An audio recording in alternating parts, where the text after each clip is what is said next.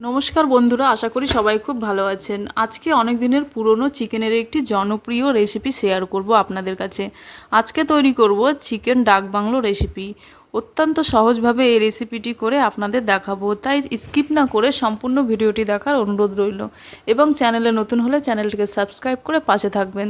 তাহলে বেশি দেরি না করে দেখে নেওয়া যাক আজকের রেসিপি। এইখানে আমি 500 গ্রাম চিকেন নিয়েছি। চিকেনটা খুব ভালোভাবে পরিষ্কার করে ধুয়ে নিয়েছি। এইবারে আমি চিকেনটা ম্যারিনেট করব। তার জন্য প্রথমেই এইখানে আমি দিয়ে দেব 2 চামচের মতো টক দই ও একটা হাফ লেবুর রস। এবারে আমি দিয়ে দিলাম 1 চামচ হলুদ গুঁড়ো, 1 চামচ জিরে গুঁড়ো, 1 চামচ ধনে গুঁড়ো ও পরিমাণ মতো লঙ্কার গুঁড়ো ও স্বাদ অনুযায়ী লবণ। তারপরে এখানে আমি আদা বাটা ও রসুন বাটা দিয়ে দিচ্ছি। এবারে হাত দিয়ে খুব ভালোভাবে চিকেনটা আমি ম্যারিনেট করে নেব, খুব ভালোভাবে মেখে নেব যাতে চিকেনের মধ্যে ভালোভাবে মশলাটা চলে যায়। এবারে আমি চিকেনটা আধ ঘন্টার জন্য ফ্রিজে রেখে দেব। এবারে আমি এখানে একটা ভাজা মশলা করব। তার জন্য প্রথমে 1 চামচ গোটা জিরে, 1 চামচ গোলমরিচ, 4-5টা শুকনো লঙ্কা, একটা জয়িত্রী ও 2টো ছোটো এলাচ, দারচিনির টুকরো কয়েকটি লবঙ্গ ও 1 চামচের মতো গোটা ধনে। এইবারে এই সব মশলাগুলো আমি গ্যাসের মধ্যে লো ফ্লেমে খুব হালকা আঁচে ভেজে নেব, ড্রাই রোস্ট করে নেব। ভালোভাবে ভাজা হয়ে গেলে এটাকে আমি ঠান্ডা করে একটা পাত্রে রেখে নেব। ঠান্ডা হয়ে গেলে খুব ভালোভাবে একটা পাউডার করে নেব।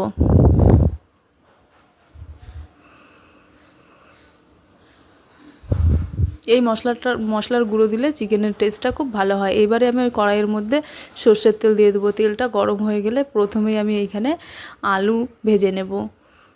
এইখানে আমি 2টো মিডিয়াম সাইজের আলু নিয়েছি।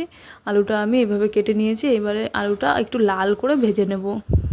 এইখানে আমি সামান্য লবণ ও হলুদ গুঁড়ো দিয়ে দেবো যাতে আলুর মধ্যে লবণটা চলে যায় এবং কালারটাও খুব ভালো হয়। আলুটা একটু লাল করেই ভাজবো। লাল করে ভাজা হয়ে গেলে আলুটা আমি একটা পাত্রে তুলে নেব। এইবারে ওই তেলের মধ্যে আমি এখানে 2টো সেদ্ধ ডিম দিয়ে দেবো। সেদ্ধ ডিমটাও আমি হালকা ভেজে নেব, খুব বেশি ভাজবো না। হালকা ভাজা হয়ে গেলে ডিমটা আমি তুলে নেব।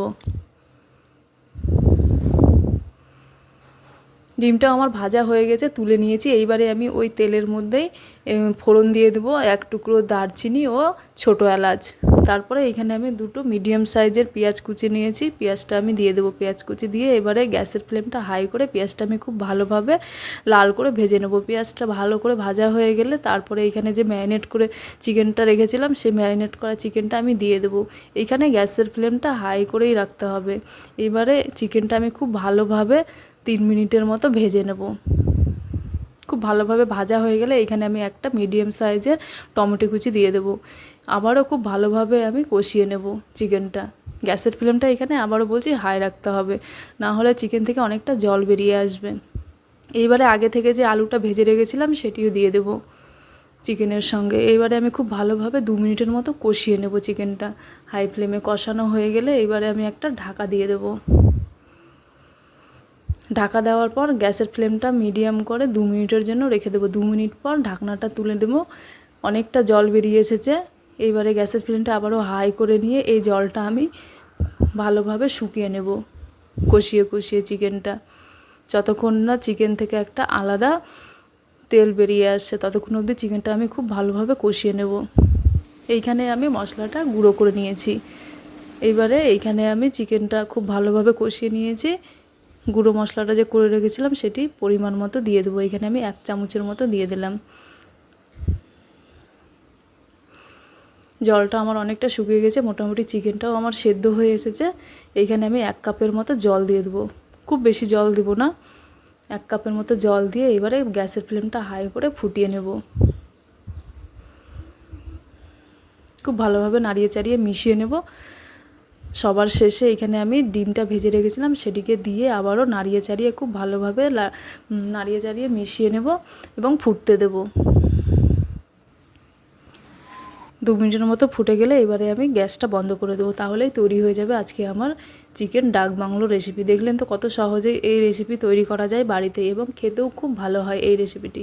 আপনারাও বাড়িতে এইভাবে ট্রাই করে দেখবেন, খেতে খুব ভালো লাগে। আর আজকের রেসিপিটি যদি ভালো লেগে থাকে তাহলে অবশ্যই লাইক করবে, কমেন্ট করে জানাবে এবং চ্যানেলে নতুন হলে চ্যানেলটিকে সাবস্ক্রাইব করে পাশে থাকবে।